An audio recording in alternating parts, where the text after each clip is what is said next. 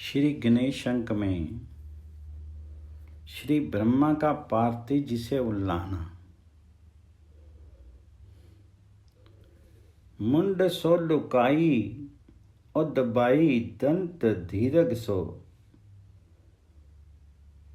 दूरित दुरोह दुख दारिद विदारे देत, कहे रत्नाकर विपत्ति फटकारी भूखी, कुमति कुचार के उछारी छार डारे देत, करनी बिलोखी चतुरानन गजानन की, अम्ब सो बिलखी यो और हानो पुकारे देत, तुम ही बतामी कहाँ विघन विचारो जाही, तीनों लोक माही ओक उनकी उजारे देत। ओम गण गणपति नमः।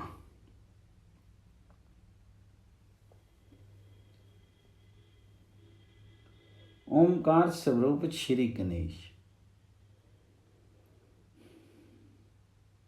संत महात्मा जिन्हें आदि ओमकार बताते हैं, श्रुतियों की वाणियां भी जिनका स्तवन करती हैं, समस्त देव समुदाय जिनके चरणार विंदों में प्रणत होता है, तथा अर्धचंद्र जिनके भाग देश का आभूषण है, उन भगवान गजानन का मैं भजन करता हूँ।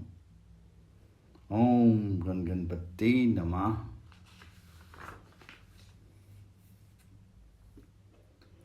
श्री गणेश अंक में गणेश तत्व का महत्व।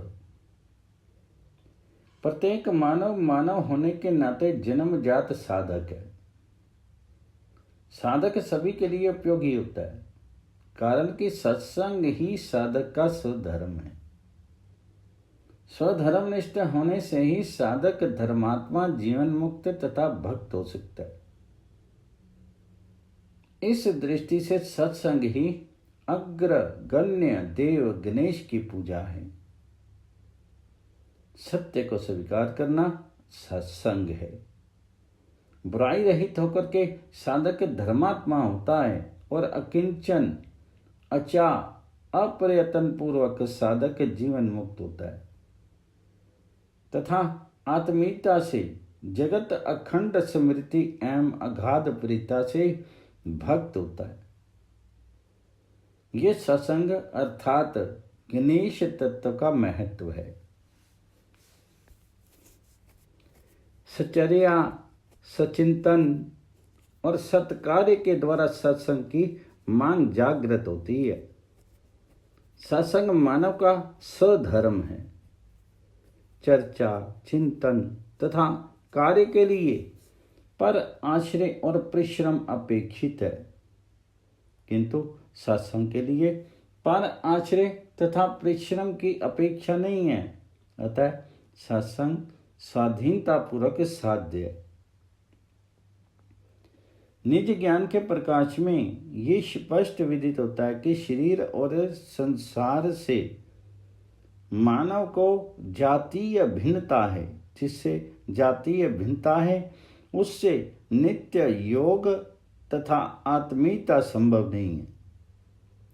इस दृष्टि से केवल जो अनुत्पन्न हुआ अविनाशी स्वाधीन राजस्वरूप चिन्ह में अनादि अनंत तत्व है, उससे मानव की जातीय एकता है और वही मानव का अपना है। अपने में अपने की अखंड समृद्धि तथा अगाध प्रीता स्वतः होती है। समृद्धि के जागृत होते ही इंद्रियां, अविषय मन, निर्विकल्प तथा बुद्धि सम हो जाती है और फिर समृद्धि योग, बोध तथा प्रेम से अभिन्न कर देती है। इस दृष्टि से सत्संग ही एकमात्र सिद्धिदायक है। जो सिद्धिदायक है वही गणेश तत्व है। गणेश तत्व को अपनाए बिना अन्य किसी भी प्रकार से साध्य तत्व के प्राप्ति संभव नहीं है, कारण कि सत्संग से ही असत्य का त्याग और इस दृष्टि से साध्य की मांग हो, ही साध्य की प्राप्ति में हेतु है। साध्य उसे नहीं कहते जो सदैव सर्वत्र सभी में ना हो, और साधक भी उसे नहीं कहते जिसमें साध्य की मांग ना हो। इस सत्य को स्वीकार करने पर साधक स्वतः साधन तत्व से अभिन्न हो जाता है। जो साधक का जीवन तथा साध्य की महिमा है, साध्य के अस्तित्व, महत्व तथा अपनत्व को स्वीकार करना सत्संग है। साधक के लिए साध्य से भिन्न किसी अन्य वस्तु का अस्तित्व ही नहीं है। इस वास्तविकता को अपना लेने पर साधक अकिंचन, अचा तथा अप्रयत्न पूर्वक साधन तत्व से अभिन्न हो जाता है। ये आस्थावान साधकों का अनुभव है। मांग और काम का पुंज ही केवल सीमित अहम भाव है। स्वभाव जनित मांग के सबल होने पर प्रमाद से उत्पन्न हुए काम का नाश हो जाता है और फिर मांग स्वतः पूरी हो जाती है, जिसके होते ही सीमित अहम भाव का अंत हो जाता है और फिर केवल साधन तत्व और साध्य का नित्य विहार ही शेष रहता है। जिस प्रकार साध्य अखंड, असीम तथा अनंत है, उसी प्रकार साधन तत्व भी असीम तथा अनंत है। साधक की अभिन्नता साधन तत्व से होती है। साधन तत्व से ही साध्य को नित्य नव रस मिलता है, जो क्षति पूर्ति और निवृत्ति से रहित होने से असीम है। साधक में ही असीम साधन तत्व और अनंत साध्य तत्व विद्यमान है, परंतु ये रहस्य एकमात्र सत्संग से ही स्पष्ट होता है। इस दृष्टि से गणेश तत्व के द्वारा ही साधक प्रेम और प्रेम संपद से अभिन्न होता है। इसी रहस्य को बताने के लिए गौरी शंकर, सीताराम और राधा कृष्ण के विहार की चर्चा है। गणेश तत्व को गौरी और शिव का आत्मज कहा है। पूर्ण तत्व से ही साधन तत्व की अभिव्यक्ति होती है। साधन तत्व और साध्य में असत्य के त्याग से ही अकर्तव्य, असाधन और आसक्ति का नाश होता है, और फिर स्वतः साधक में साधन तत्व की अभिव्यक्ति होती है। साधन तत्व साधक को साध्य से अभिन्न कर देता है। यह जीवन का सत्य है। अकर्तव्य का अंत होते ही कर्तव्य परायण स्वतः आती है। कर्तव्य परायणता से विद्यमान राग की निवृत्ति होती है तथा सुंदर समाज का निर्माण होता है। इतना ही नहीं, कर्तव्यनिष्ठ साधक के जीवन में अधिकार लालसा की गंध भी नहीं रहती, कारण कि वह कर्तव्य पालन में ही अपना अधिकार मानता है। अधिकार लोलुपता का अंत होते ही साधक क्रोध रहित हो जाता है। राग और क्रोध के ना रहने पर स्वतः योग तथा स्मृति जागृत होती है। योग बोध से स्मृति प्रेम से अभिन्न कर देती है। समस्त साधनों की परिणति प्रेम तत्व में होती है। प्रेम तत्व प्रेम पद का स्वभाव और प्रेमी का जीवन है, और प्रेम तत्व की प्रीति प्राप्ति में ही जीवन की पूर्णता है।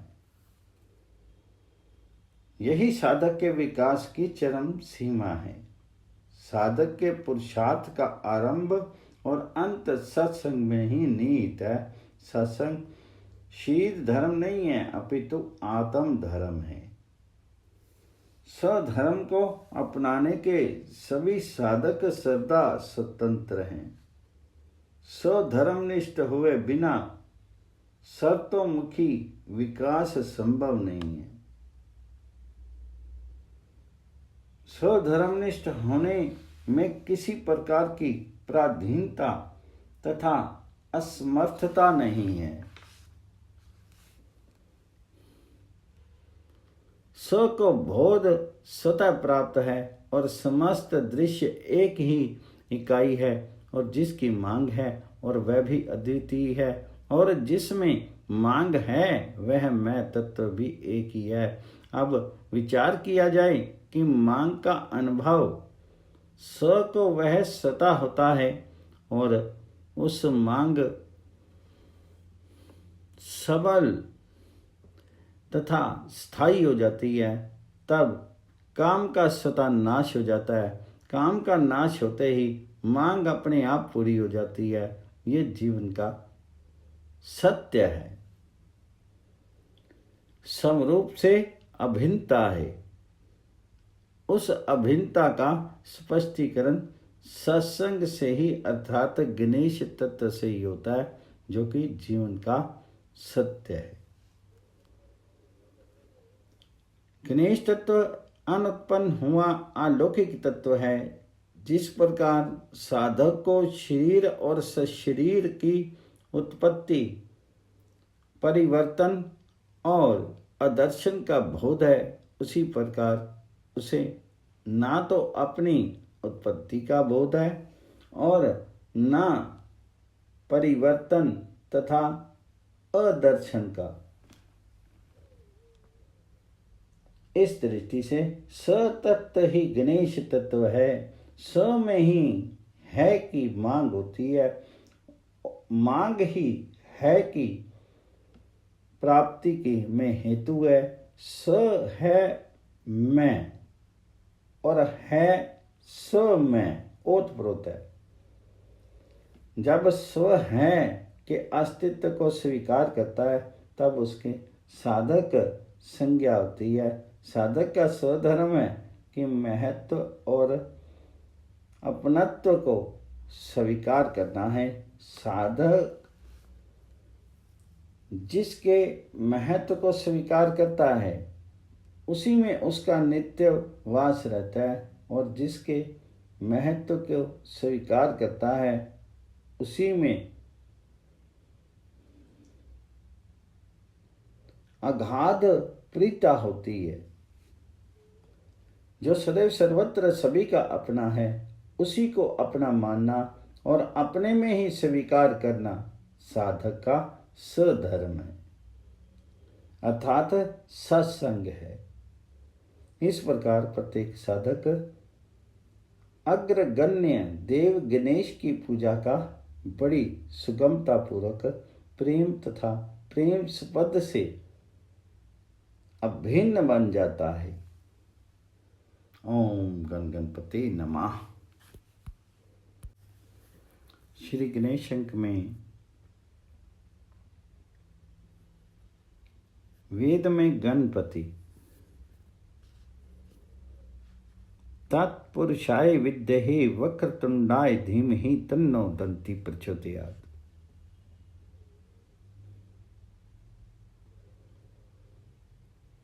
गणपति, दंती और वक्रतुंड श्री गणेश जी के ही नामांतर हैं।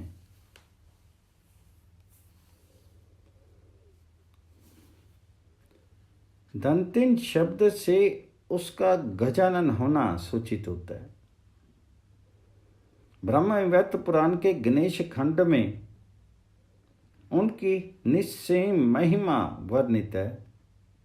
महर्षि व्यास को जब उतने से ही संतोष नहीं हुआ तब उन्होंने एक स्वतंत्र गणेश पुराण की भी रचना की।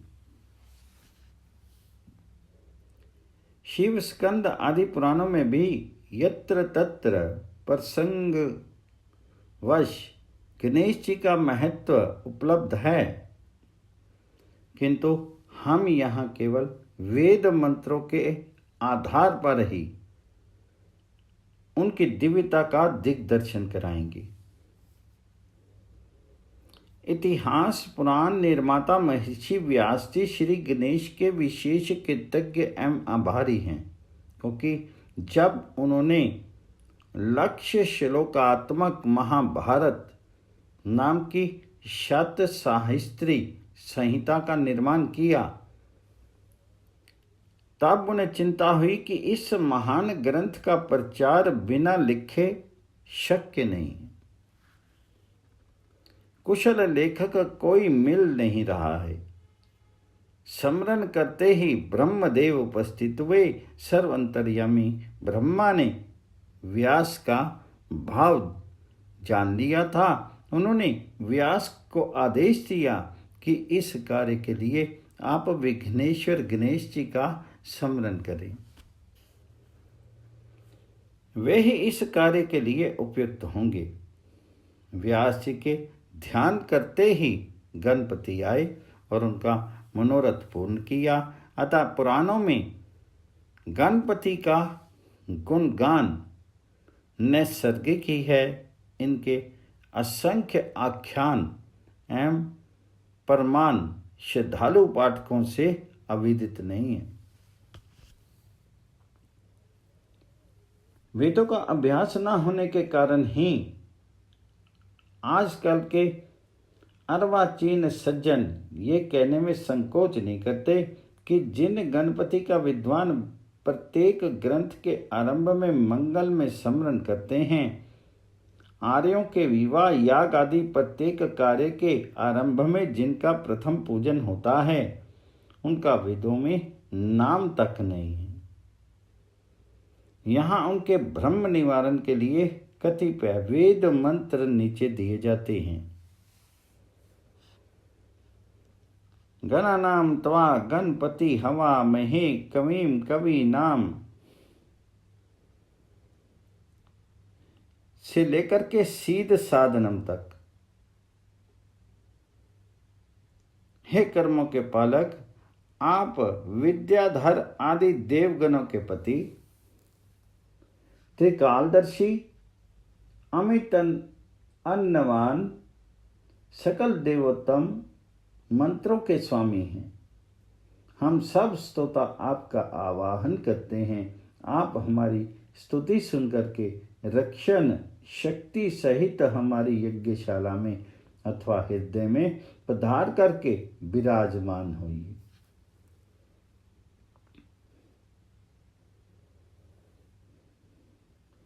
नमो गणेभ्यो गणपति भयश्च हो नमो नमो व्रातेभ्यो व्रातपतिभ्यश्च हो नमो नमो गृत्सेभ्यो गृत्सपतिभ्यश्च वो नमो नमो विरूपेभ्यो विश्वरूपेभ्यश्च वो नमः।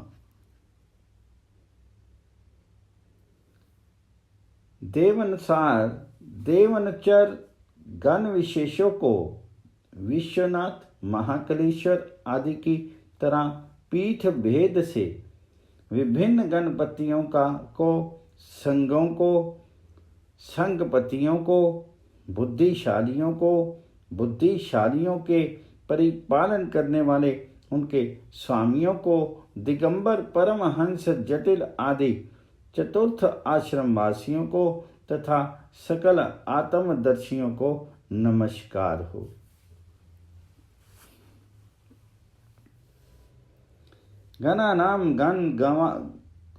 गणानाम त्वा गणपति हवामहे प्रियानाम त्वा प्रियपति हवामहे निधिनाम त्वा निधिपति हवामहे वसो ममा आहम जानी गर्भधमा तम जासी गर्भधम। अपने अपने कर्तव्य विशेष में नियुक्त शिव अनुचरों के स्वामी पुत्र होने से सत्कर्णीय अथवा विश्वदेव अर्थात 49 मरुदगण, 8 वसु, 12 आदित्य तथा 11 रुद्र, इन गण देवों में विघातक होने से नूतन कार्य आरंभ में पूजनीय शिव पुत्र गणेश का हम साधक आवाहन करते हैं। अभीष्ट पुत्र धन धान्य आदि के प्रदाता दाता ही नहीं अपितु उन अभीष्ट पुत्र आदिकों के रक्षक आपका हम आवाहन करते हैं। सुख निधि एवं दया निधि देवों के मध्य में नेति शयन नंद स्वामी एवं दयालु शिरोमणि अथवा शास्त्र प्रख्यात नव निधियों के पालक आपका हम आवाहन करते हैं। अधिक क्या कहूँ, जगत आधार जगत के निवास कारण सर्वव्यापक देव आप मेरे रक्षक हैं। मैं उदर के मध्य में चतुर्दश भवनों के धारक अतः लंबोदर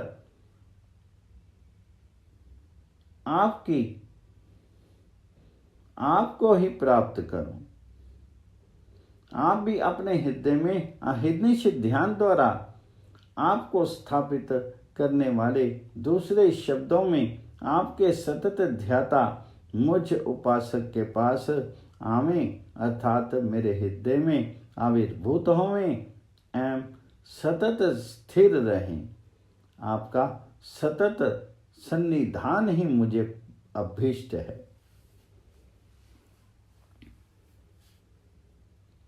श्री गणेश पति देव का ध्यातव्य स्वरूप।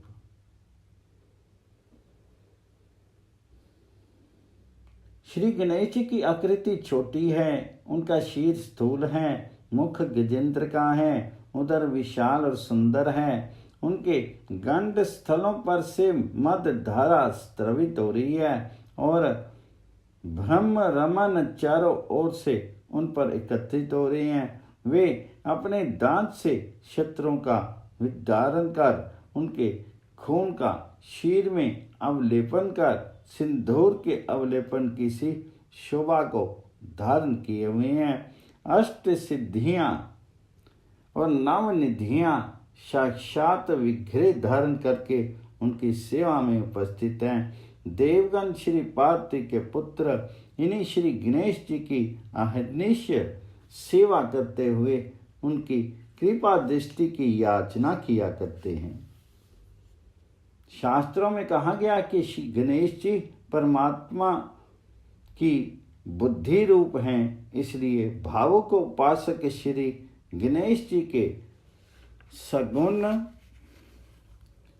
स्वरूप में संयम करता हुआ उनकी समष्टि बुद्धिवृत्ति में चित्त को लीन कर लेता है और सब प्रकार के दिव्य ऐश्वर्यों को प्राप्त करके मुक्त हो जाता है।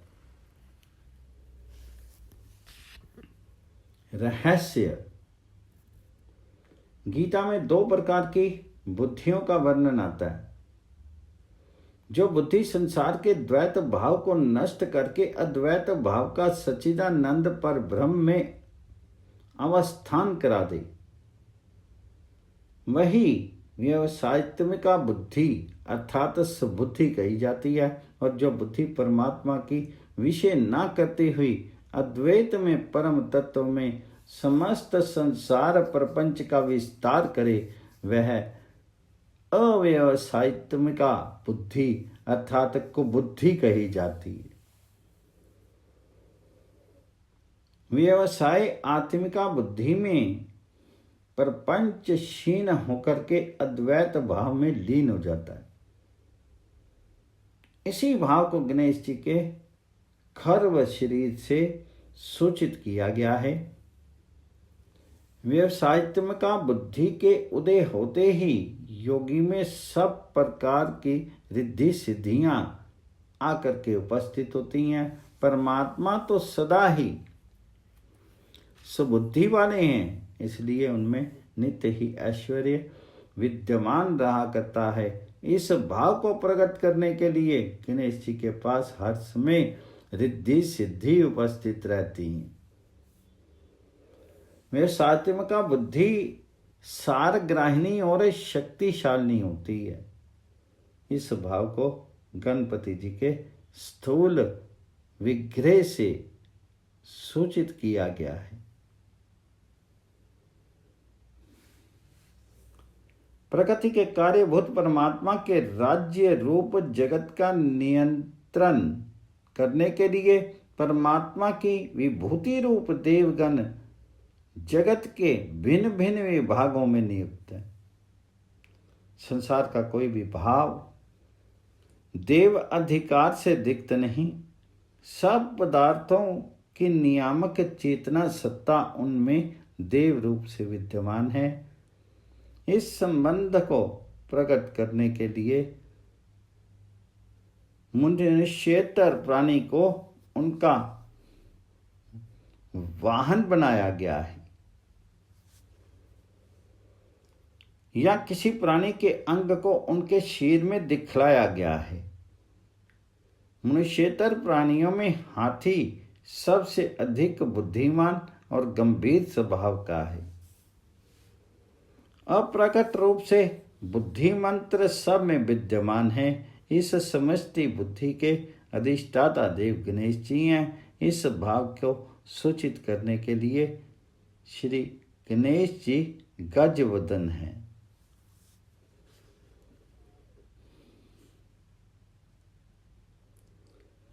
भगवान की इस उक्ति के अनुसार वह सात्मत्या बुद्धि को केह कुरुनंदन,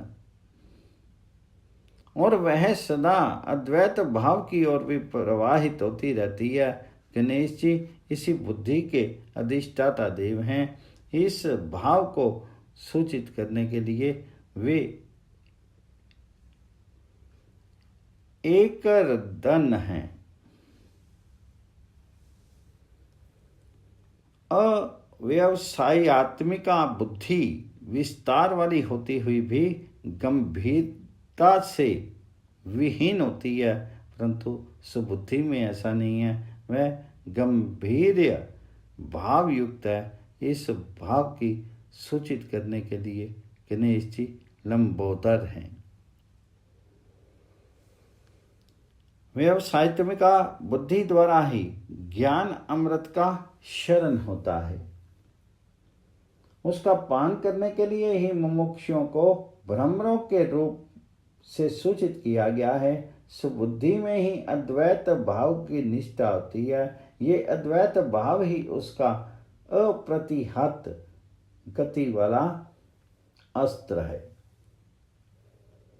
सुबुद्धि में अद्वैत भाव के उदय होते ही प्रकृति के प्रपंच विस्तारक रजोगुण और तमोगुण मृत प्राय हो जाते हैं। इन दोनों गुणों के कार्यभूत लोभ, मोह, मद, मात्सर्य, अहंकार आदि विनिष्ट हो जाते हैं। इससे ज्ञात होता है कि सुबुद्धि इन सब की घातिका है। इस भाव को सूचित करने के लिए गणेश जी ने दंत पर हार से अपने विरोधियों का वध करके उनके खून को अपने बदन पर लगा रखा है। राजस और तामस धर्मों के विनिष्ट हो जाने पर जिस प्रकार अद्वैत निष्ठ महापुरुष की शोभा बढ़ जाया करती है और उसमें ब्रह्म वर्चस्व प्रकाशित होकर के प्रातःकाल के सूर्य के समान उसका शीर कांतिमान हो जाया करता है, उसी प्रकार गणेश जी का शरीर खून के लगने से भयानक ना प्रतीत होकर के अति सुंदर प्रतीत होता है। हिमवान कुमारी श्री पार्वती जी ही आद्या प्रकृति हैं। उसी प्रकृति के सात्विक अंश से व्यवसात्मिका बुद्धि की उत्पत्ति होती है। इसी भाव को सूचित करने के लिए शास्त्रों में गणेश जी का जन्म श्री पार्वती जी से हुआ बताया गया है।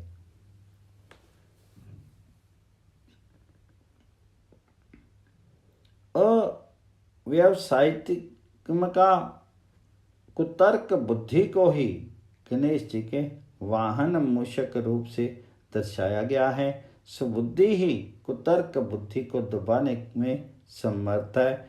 जिस प्रकार चूहा वस्तु के गुणों का ध्यान न रख करके उसे काट कर नष्ट कर देता है, उसी प्रकार कुतर्क बुद्धि भी भाव के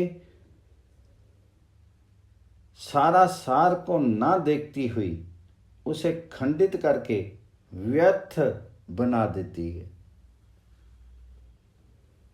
इसलिए सुबुद्धि रूप गणेश जी का वाहन कुतर्क रूप चूहा बताया गया है। जिस महापुरुष में सुबुद्धि जितनी विशाल होती है, उसको उसकी अपेक्षा से उसमें कुतर्क बुद्धि भी उतनी ही स्वल्प होती है। इस भाव की सूचित करने के लिए गणेश जी उतने ही विशालकाय और उनका वाहन चूहा उतना ही छोटा है। यहाँ गणपति के स्वरूप का संक्षेप में रहस्य है।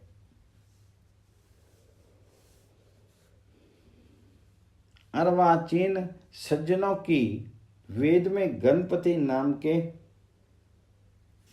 अनुल्लेख की भ्रांति उपयुक्त वेद मंत्रों के प्रभाव से दूर की गई। साथ ही गणपति के ध्येय रूप और उनके गूढ़ रहस्य का परिचय पाठकों को दिया गया। ओम गण गणपति नमः।